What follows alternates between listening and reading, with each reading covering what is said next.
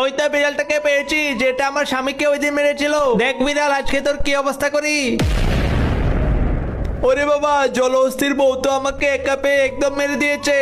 আমি ওই জলহস্তির বউকে ছাড়বো না, ওকেও একটা শিক্ষা দিয়ে ছাড়বো। আমি এই বোমটাকে সুটকেসের ভেতরে ঢুকিয়ে তারপর ওই জলহস্তির ঘরের মধ্যে ফেলে রেখে চলে আসবো। এই তো বোমটাকে ওর ঘরে রেখে দিয়েছি, এবার জলদি পালাই। ওরে বিড়াল, তুই আমার ঘরে বোম পাঠিয়েছিস, দাঁড়া এই বোমটাকে তোর দিকে ছুড়ে মারছি। আরে কি হলো, আমার বুম তো আমার কাছে এসে ফেটে গেল, পুরো শরীর তো আমার কালো হয়ে গেল। ওরে বিড়াল, তুই আমার ঘরে বুম মেরেছিলি, দাঁড়া আবারও তোকে ধরে সাহায্য করছি।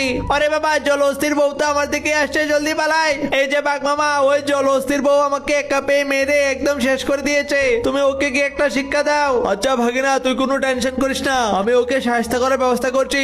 এই যে আপু, বিড়াল বাঘকে বলে আপনাকে সাহায্য করার ব্যবস্থা করছে, আপনি বাঁচতে চাইলে ওই বাঘটাকে সাহায্য করুন। ও আচ্ছা, তাহলে এই ব্যাপার, ঠিক আছে, আমি মিসাইল নিয়ে গিয়ে ওই বাঘটাকে এখনই শেষ করে দিচ্ছি।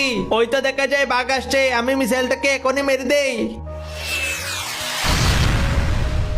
হা হা, বাঘ আর বিড়াল তোরা তো আমার হাতে শেষ রে। দাঁড়া, এবার তোদের দুজনের লুমগুলো আমরা তুলে নিচ্ছি। এইবার ওদের লুমগুলো দিয়ে আমি আর হাঁস দুজনের জন্য দুইটা জামা বানিয়ে নেই। আরে বা, ওদের দুজনের লুম দিয়ে জামা বানিয়ে তো আমাদেরকে সেই সুন্দর লাগছে।